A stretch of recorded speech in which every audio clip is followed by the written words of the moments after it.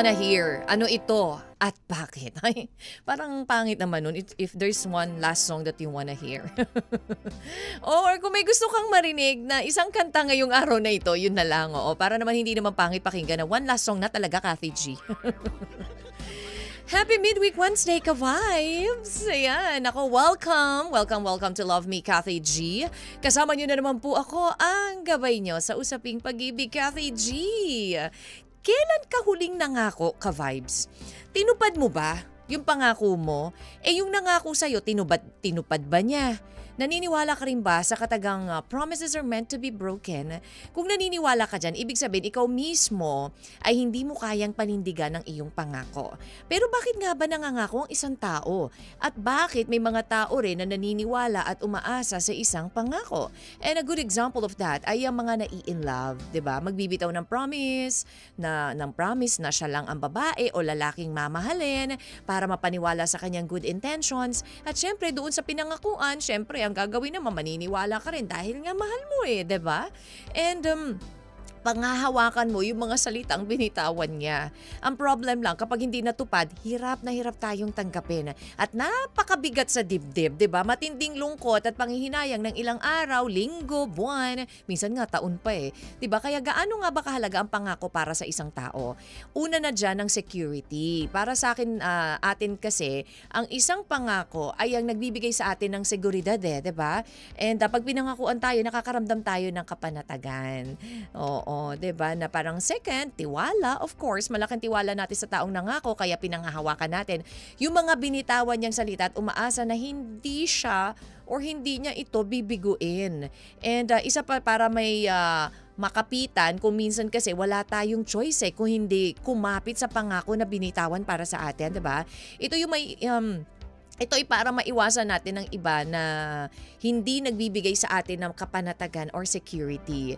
Ilan yan sa mga reasons kung bakit tayo naniniwala sa mga pangako. Kaya nga kung masisira ang pangako, kung masisira yung tiwala and seguridad at kapanatagan sa makakapit ay, alam mo yun, imbis na kumapit ka, maglalaho na parang bula.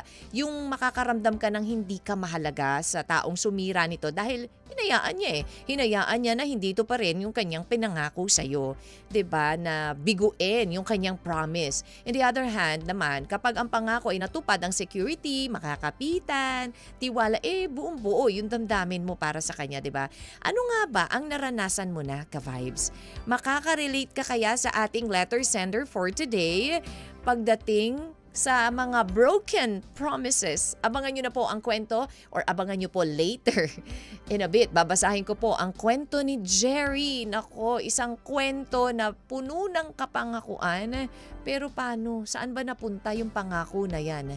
Ayan, para po sa mga mahilig mangako dyan, ka-vibes antabayanan nyo po ang ating story for today.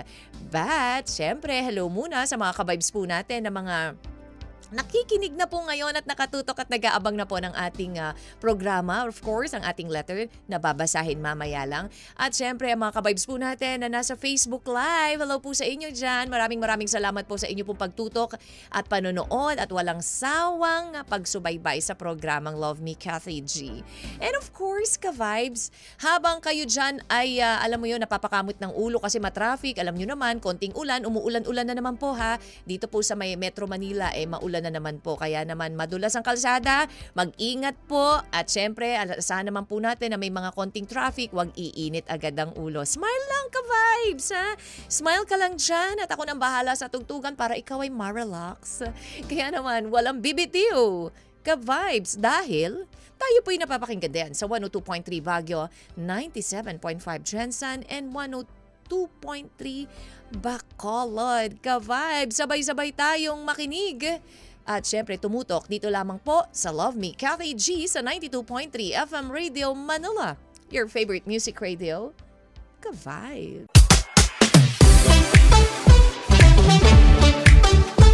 FM Radio Manila, your favorite music radio, ka-vibes, beauty and madness. Alam mo yung pinaghalo, yung ganda at galit na nararamdaman mo. Ka-vibes, kapag ikaw ba, tama ba mag-entertain ka pa ng iba kahit may pinangakuan ka na? Nangako-ngako ka tapos mag-entertain ka pa ng iba? Parang alam mo yun, Ano pa bang dapat na maging sagot sa ganon? Diba? But anyways, ka-vibes, ano nga ba yung kadalasan na nagkakaroon ng mga pangakuan? Bakit nga ba nagkakaroon ng pangako ang isang tao?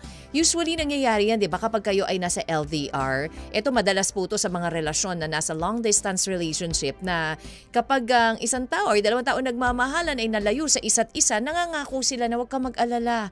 Promise, di ba? Hindi kita iiwan. Pangako, ikaw lang ang mamahalin ko. Pangako, nag-iisa ka lang sa puso ko. Pangako, hindi kita sasaktan. Ang daming pangako. Pero doon sa mga pangako ba na sinabi sa'yo, meron ba doon na natupad? Or mga pangakong napako? Sinasabi po natin na kadalasan nga po it's in a long distance relationship dahil ang LDR po ay napakahirap talaga kapag ikaw ay nasa LDR ha. Aminin naman natin, hello po sa mga nasa long distance relationship dyan. Lalo na po, of course, sa mga ka-vibes po natin na mga OFW na pilit po na nilalabanan ang lungkot, nilalabanan yung alam mo yung pain na malayo sa kanilang mga mahal sa buhay. Pero paano nga pa ma-maintain yan? According po sa social psychology of groups Wiley and the theory of goal setting and task performance, yung LDR na tinatawag, yung maintaining a long distance relationship, ay napakahirap niyan dahil syempre yung physical separation, 'di ba? Lack of daily interaction, although maganda na nga ngayon kasi 'di ba dahil with the presence of the social media, yung mga gadgets and syempre hindi na ganun kahirap compared noon na 'di ba through Telegram true 'di ba? Ang hirap ng usapan noon. Snail mail yung mga ganun. Ngayon napakadali na lang parang ang lapit na nga lang nung taong mahal mo 'di ba? Nandiyan na lang siya, tatawagan mo lang, makakausap mo na, you can have pwede na kayo mag-video call, 'di ba? Na parang ang lapit-lapit lang niya. And one thing more, yung time differences, 'di ba? Isa po 'yan sa mga minsan na nagiging cause din of course ng awayan ng mga nasa LDR dahil 'di ba? Gising ka, patulog na siya or ikaw naman patulog ka na tsaka pa lang siya gigising. Alam mo 'yon na hindi kayo magkatugma ng schedule, ng araw, ng oras. So napakahirap ng nasa LDR. Pero ayon po sa mga pag-aaral na sa psikolohiya sa psychology, may mga paraan para mapanatili na matatag at masaya. And number one dyan ay yung communication. Of course, very important sa mga nasa LDR po. Communication is the key. Hindi lang naman sa mga nasa LDR yan. Even kasama mo, you have to communicate with your partner every day para nararamdaman niya, nalalaman niya kung ano yung nasa sa loob mo. Kapag hindi ka nakipag-communicate sa kanya, di nga ang relasyon. Ganon, diba? But very important of course sa LDR. And according nga po sa social exchange theory, kapag ang mag-partner ay nakakapagbigay ng reward, gaya ng emotional support, affection, kahit malayo, bumababa yung nararamdaman nilang cost, gaya ng lungkot at distance. Diba? Kapag napaparamdam mo doon sa taong mahal mo na andito lang ako, gaano ka man kalayo, andito lang ako. Diba? Iba pa rin yung feeling. So you have to communicate all the time. But anyways, ka-vibes marami pa po yan na mga dapat yung gawin kung ikaw ay nasa LDR na mahilig mangako. At dun po sa mga mahilig mangako, nako, pakinggan nyo na po later ang ating pong story. In just a short while, babasahin ko na po ang story ni Jerry. Dito lamang po yan sa Love Me Kathy G sa 92.3 FM Radio Manila, your favorite music radio. Ka-vibe.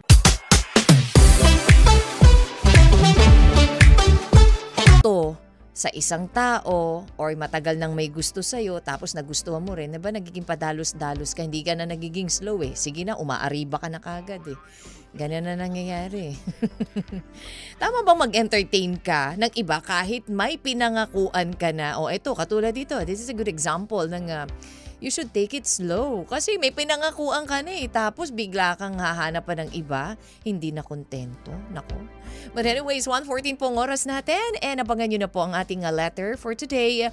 Coming from Jerry. Nako pakinggan nyo po mabuti ang story natin for today. Storya ng mga taong, alam mo yon na umasa, akala, merong pangako na naghihintay, mga pangako na napako. Ito yung story ng mga taong nasa LDR, yung mga nasa long distance relationship. Papaano nga ba mapanatiling strong? Papaano nga ba mapanatiling matatag ang relasyon kahit na kayo'y malayo sa isa't isa? Handa ka pa rin bang ipaglaban ang pagmamahal mo kahit nararamdaman mo na unti-unti nang nawawala ito, or handa ka pa bang ipaglaban ang pagmamahal mo kung ito ay napunta na sa iba? Anong gagawin mo? Ipaglalaban mo pa kaya? Abangan niyo na po ang story ni Jerry.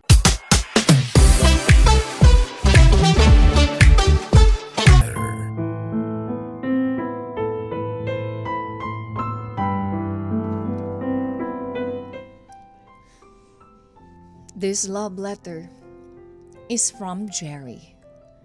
Dear Kathy G, magandang hapon. Tago niyo na lang ako sa pangalang Jerry. I'm 33 years old at hindi ko malaman kung saan talaga ako nakatira dahil sa trabaho na meron ako ngayon. Hindi lang trabaho kundi tungkulin ko ito sa bayan. Isa akong army.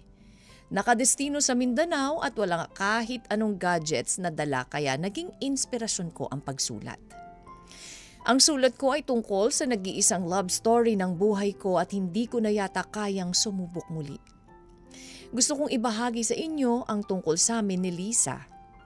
Girlfriend ko siya na ang 2 taon bago ako madestino sa Mindanao. Nag-propose ako sa kanya.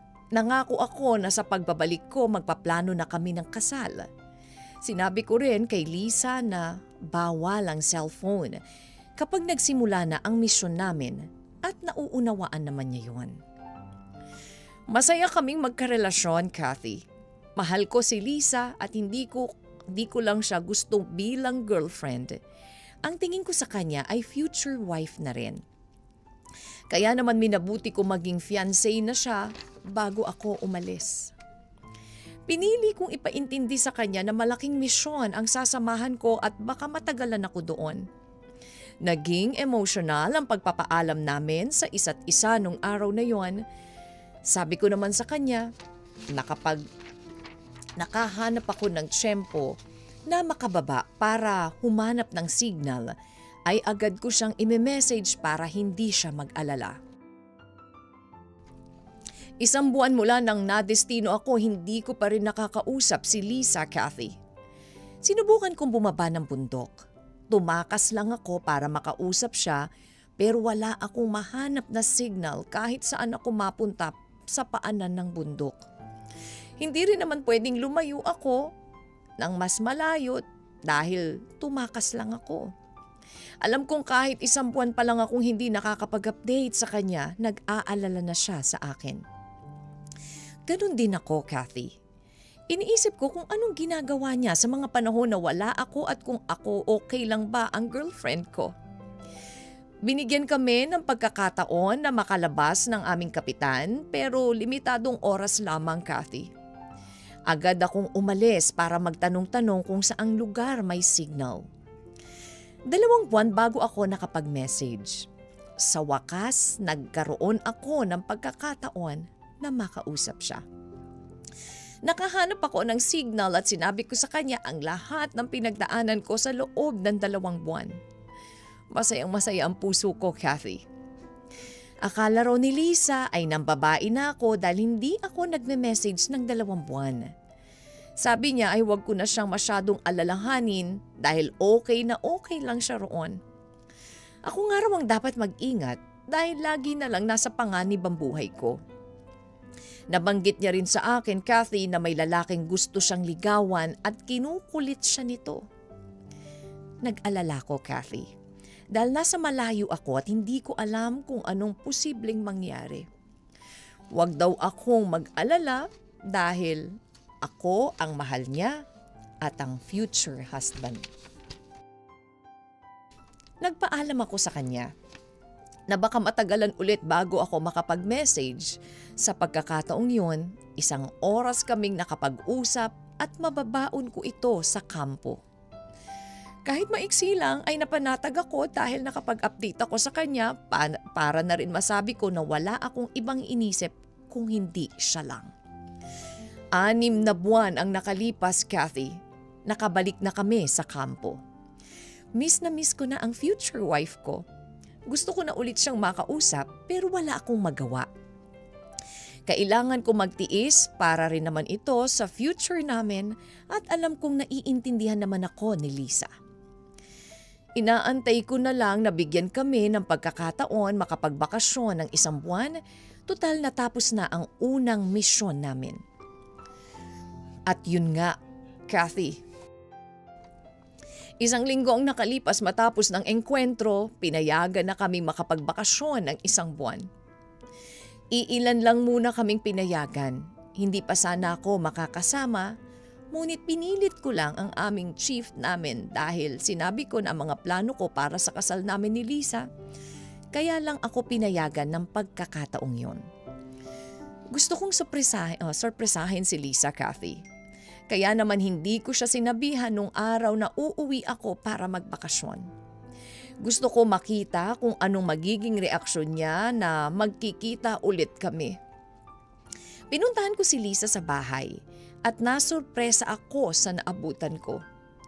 Nakita ko siya na may kausap at nagpaplano para sa wedding reception. Matutuwa na sana ako dahil akala ko para sa amin ang planong yon. Hindi pala. Nagkamali ako, Kathy. Ako ang nasurpresa sa pag-uwi ko sa Manila. Kathy, engaged na kami bago ako umalis. Pero nakipag-engage siya ulit sa iba. Buong akala ko ay kaya akong antayin ni Lisa. Buong akala ko ay excited siya na makita at makasama ulit ako, pero nagkamali ako. May iba na siyang mahal. Hindi na ako nagpakita nung araw na yon. Lumapit sa akin ang isa sa malapit naming kaibigan ni Lisa, Kathy. Tinanong kung may alam siya sa panahong wala ako sa tabi ni Lisa. Inamin niya sa akin na nakakapagsabi si Lisa sa kanya ng mga sama ng loob habang nag-aantay sa akin. Nung panahon daw na hindi ako nakakapag-message ay kung ano-anong negatibong bagay na ang bumabagabag kay Lisa. Keso kaya raw siguro ako hindi nagme-message, baka may babae na. Noong sinabi niya na may gusto sa kanya na lalaki ay in-entertain niya pala. Nakipag-date at hinayaan naman ligaw siya hanggang sa mahulog ang loob niya sa lalaking yon. Nag-propose kaagad ito sa kanya, Kathy, at pumayag si Lisa. Hindi ko alam kung anong mararamdaman sa lahat ng nalaman ko. Wala akong ibang inisip kundi siya lang at wala akong ibang ginawa kundi mahalin siya at magplano habang nagtatrabaho. Sobrang sakit ng ginawa sa akin ni Lisa, Kathy. Buong akala ko ay aantayin niya ako. Buong akala ko na iintindihan niya ako, Kathy, pero nagkamali ako. Hindi ko alam kung mapapatawad ko pa siya sa nangyari. Hindi ko na siya kinausap dahil malinaw na sa akin ang lahat. Hindi siya nagtiwala sa akin. Hindi niya kinaya ang sitwasyon na meron kami kaya naghanap na lang siya ng iba. Pero sana sinabi niya sa akin nung nagkausap kami para hindi na ako umasa na may babalikan pa ako. Bago ako bumalik sa Mindanao ay nabalitaan ko na ikakasal siya mismo sa araw ng pag-alis ko, Kathy. Ang hirap tanggapin na hindi ko na siya kapiling. Iniwan niya akong nag-iisa. Dala-dala, ang bigat hanggang ngayon. Ilang buwan pa lang ang nakakalipas. Sana nasa mabuting kalagayan siya at sa tamang tao. Hiling ko lang na mapabuti siya sa lahat ng plano niya sa buhay. Kathy, maraming salamat at dito ko natatapusin ang kwento ng heartbreaking story ko. Nagmamahal kahit nasasaktan. Cherry.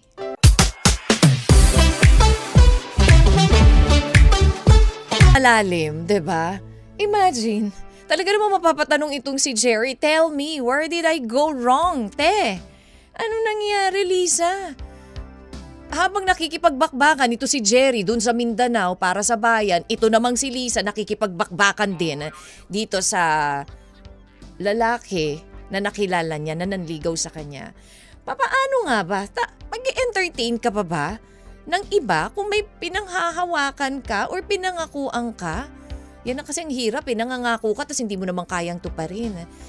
Hindi lang nakapag-message. Although, dapat din, 'di ba, naiintindihan nitong si Lisa na isang sundalo yung kanyang boyfriend. 'Di ba? Na hindi basta-basta umariba ng umariba. But then, ayun na nga yan ang sinasabi natin Kung minsan, 'di ba, alam mo yon, mapagduda din kasi tayo Masyado tayong nag-overthink sa mga pangyayari Kaya ang tendency, naninega tayo. Kapag nag-overthink tayo, nega agad ang naiisip natin 'di ba? So ayun, ano nangyari ngayon dito sa kanilang relasyon? Well, ano nga ba dapat gawin ni Jerry? Nag-let go na lang yung tao. Ang sakit nandun sa Mindanao ngayon. Iniisip, ano bang ginawa kong kasalanan sa iyo, Lisa? Nagmahal lang naman ako at eto, ginagawa ko lang naman tong trabaho ko para sa bayan, diba? Payuhan po natin si Jerry. Are you willing to let go dun sa taong pinakamamahal mo matapos mapunta sa iba? Or ipaglalaban mo pa ba yan? Ito kayang si Jerry, dapat niya pa kayang ipaglaban itong si Lisa? Ikakasal na nung time na aalis siya. 0916-563-1777, yan po ang ating text line. Or pwede po sa Facebook page 92.3 FM Radio Manila or sa Facebook Live ka-vibes Hingang malalim at inom ng tubig. Meron ka namang nababasa dito. Kati G, na-imbier na ako kay girl. Uminom na kayo ng tubig para hindi kayo ma-imbier na. Oo, sabi na lang nitong si Jerry, Kati G, mamahalin ko na lang siya from afar. Mamahalin ko na lang at aalalahanin ko na lang na minsan ko minahal itong si Lisa.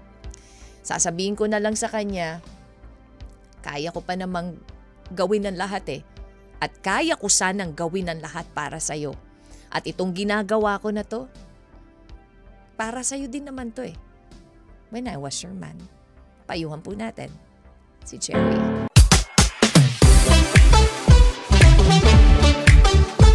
Gustong sabihin na nitong si Jerry dito sa kanyang ex-girlfriend na si Lisa. After nga na nangyari sa kanila, after siyang ipagpalit sa iba dahil nga sa hindi niya pagpaparamdam, dahil siyempre buhay sundalo, nasa kabundukan habang nakikipagbakbakan sa gera, eto naman ng kanyang girlfriend ay iba na ang inaatupag. Ang pag-aayos ng kasal, hindi para kay Jerry, kundi para dun sa kanyang present boyfriend. Ang sakit lang isipin dahil pinanghawakan itong si Jerry yung pangako niya dito sa kanyang girlfriend na si Lisa, pero itong si Lisa hindi pinanghawakan yung sumpaan nila sa isa't isa. Paano nga ba, ka-vibes? Ano pa yung mga pwede nating gawin kapag tayo po ay nasa long-distance relationship? Of course, yung quality over quantity na tinatawag. Hindi mahalaga kung gaano kadalas ang usapan nyo. Ang importante, kapag nag-usap kayo, ay alam nyo yon yung pinag-usapan nyo na talagang panghahawakan nyo. Katulad na lang nitong si Jerry, nung nag-usap sila, Kathy G, baon-baon ko yung pinag-usapan namin, yung pagsasama namin na alam mo yun na pangmatagalan pero hindi pala. Nawala ang lahat ng iyon. Emotional regulation, of course, of course, ang LDR can cause loneliness, jealousy, ang anxiety, pero ayon po sa emotion regulation na theory, ang kakayahang kontrolin yung emotion, yung distance bilang opportunity to grow individually ay nakakatulong para maiwasan ang mga destructive conflicts. 'Di ba? Kung minsan kasi yung ating nararamdaman kapag kinonsider yung nararamdaman natin, kapag in-entertain natin yan, yung nagsiselos tayo, mangyayari talaga, 'di ba? Naa-attract nga natin kung minsan So, you have to control yourself also, 'di ba? And yung support system, very important to have a support system. Yung family mo, yung pamilya at kaibigan mo, nakakatulong yan sa'yo kapag may pinagdadaanan ka. At lumalabas po sa pag-aaral na ang support system ay nagbabawas ng stress at nagiging, yun nga po yung buffer laban sa emotional strain. Siyempre, kapag meron ka, kumbaga nadadivert your attention to your friends, to your family, kapag naglolong ka dun sa taong mahal mo na wala sa'yo or malayo sa'yo. Ay, nako, ang hirap. Ano nga bang gagawin ko, Kathy G? Hello, Hair Shop Salon Makati. Thank you so much sa inyo pong pakikinig. Ayan. And William Mortel, ako po depende kung hindi natupad yung naunang pangako, dun ako sa isa. Saka mag-entertain pa ba ng iba? Kalungkot naman, di pala sila nagkatuluyan. Well, ganyan talaga ang life. Yung mahal mo, iba ang gusto. Sana nga maging maganda maging buhay ni Lisa sa lalaking kanyang pinakasalan. Si Evangeline Sabanal, move on na lang po. Siguro may darating talaga na tao para mas mahalin ka po. Yun lang. And Miss Sari Lerma, Kathy G, For me, mali yun kasi yung pinangakuan mo, aasa siya at kapag hindi tumupad sa pangako ang taong nangako, magkakaroon ka ng lamat, yung tiwala or worst, baka hindi maniwala yung tao. Ibig sabihin, huwag ka mangako kung hindi naman tutuparin, di ba? Yun nga po tama ba mag-entertain ka ng iba kung may pinangakuan ka na? Yung mga nangangako dyan ha, wag pangako ng pangako. Yausap, Bengson, wala po akong comment, nakakayamot si girl, Kati G.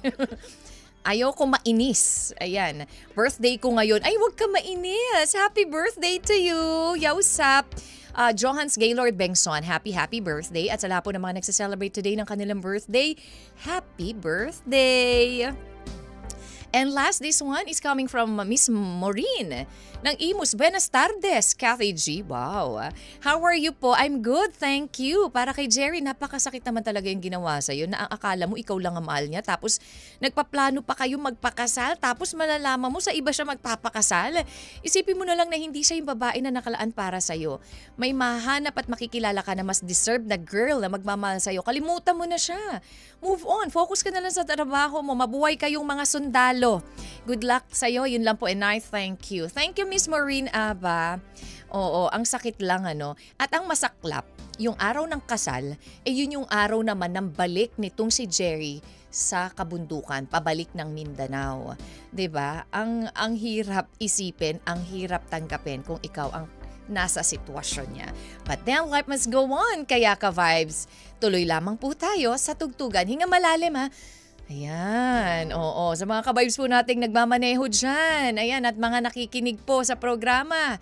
Hingang malalim, inom ng tubig para po kayo ay ma-relax. At syempre mag-smile dahil tuloy pa rin po ang mga paborito niyong tugtugin dito lamang sa Love Me Kathy G sa 92.3 FM Radio Manila.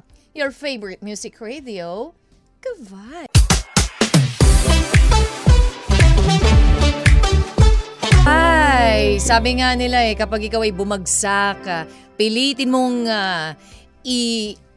pilitin mo ulit ang pakpak mo para ikaw ay makalipad. 2:47 po ang ating oras, ka-vibes. And eto nga po ang ating story. Again, coming from Jerry, isang sundalo na nagmahal, iniwan ng minamahal para sa trabaho, umasa, pinanghawakan ng pangako sa isa't isa pero sorry, hindi na tumagal at hindi na panghawakan ng kanyang fiancé, ex-girlfriend, itong pangako nila sa isa't isa. Kaya po, ayan, bumalik ng kabundukan itong si Jerry na masakit ang kalooban.